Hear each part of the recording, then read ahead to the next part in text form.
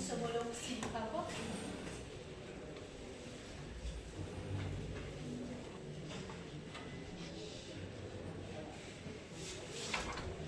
Vem, delicioso. Pia Carolina, pia aí. Isso aqui fica isso,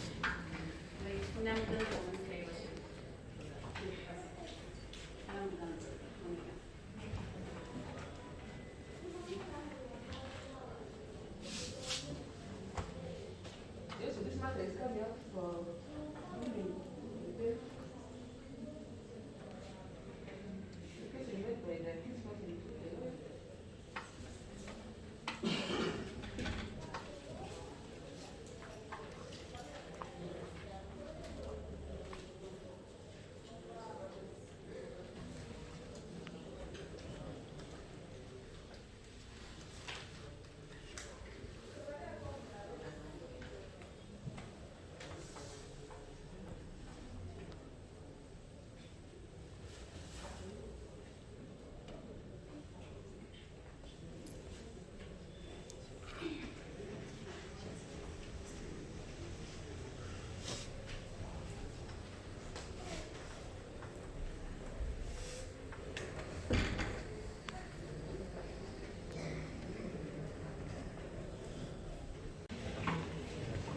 Something touching you, brother. Still running.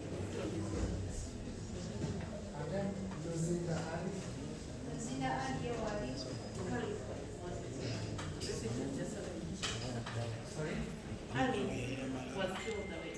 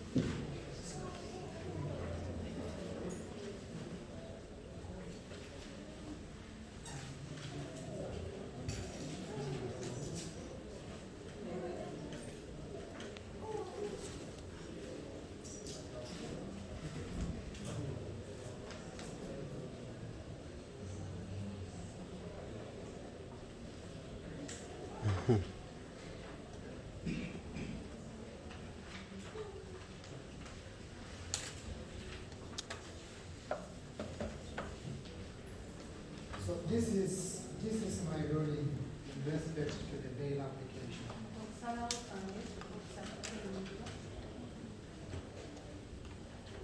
Bail is a constitutional right and it is enshrined under Article. It is premised on Article 28 of our Constitution that presumes every accused person innocent until it's proved or otherwise that person is guilty. The accused person stands charged with 2 counts. Count 1 is offensive communication, contract section 25 of the cyber, under section 25, and cyber harassment contract section 24 subsection 1A, both under the Computer Misuse Act.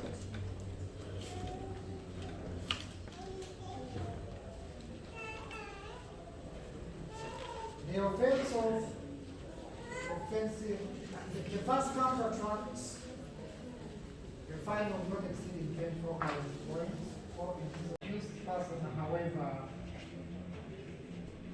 dispel the said allegations and averment contained in the affidavit in objection, Report 2 by DC Baluku Eric contains falsehood, since the accused has always been available, and he argued that the accused person has got no capacity to influence witnesses. It was further counsel Mungoma's submission that charges are simple, and the accused person is a medical student who is about to write exam. As such, invited this court to admit the accused person on bail so that he can go and prepare for exams. In considering whether or not to release the accused person on bail, courts usually examine the accused person's likelihood either to abscond or to attend court. Where there is a likelihood that the accused person will appear for trial, then courts usually shall grant bail. However, if owing to the circumstances surrounding the case and the evidence presented before this court that the accused person will turn up for trial, then courts will unlikely grant bail. In the instant case, the accused persons and all the four sureties come from the jurisdiction of this court, going by the charge sheets and the particulars of the sureties presented. 4 sureties were presented with the documents to confirm their places abroad, and upon my careful examination of the same, I find them substantial. Furthermore, the charges the accused person is charged with, in my opinion, are not serious in nature as presented by the state court when compared with other charges within our penal laws. As I noted above, upon conviction, the highest sentence the accused person can be sentenced to is 3 years imprisonment. This, in my opinion, are not very serious as submitted by the prosecution when we compare them to other charges in our penal laws. I am not therefore persuaded that the accused person, I am also not persuaded by the state's submission that the accused person will interfere with investigations with granted bail. And since the prosecution informed this court that inquiries are still ongoing, it is only fair that the accused person should be given the full benefit to gain his temporary freedom so that he is not punished before trial. In any case, bail is not an acquittal.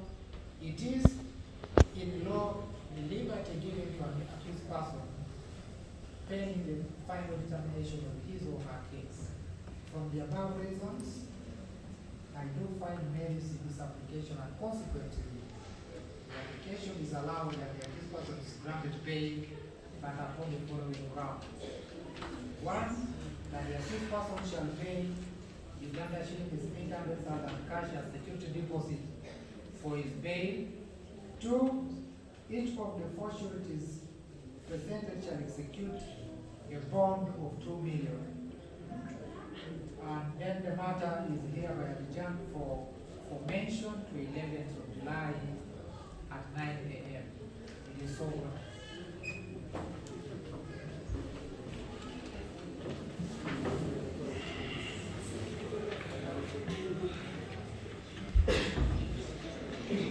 Breaking news. Agaliwo Dr. Sefo ateereddwa kakalu ka kooti k'emitwalo 8 ez'obuliwo era kati kiwedde kitegedde kiwedde ateereddwa kakalu ka kooti k'emitwalo 8 byebyo.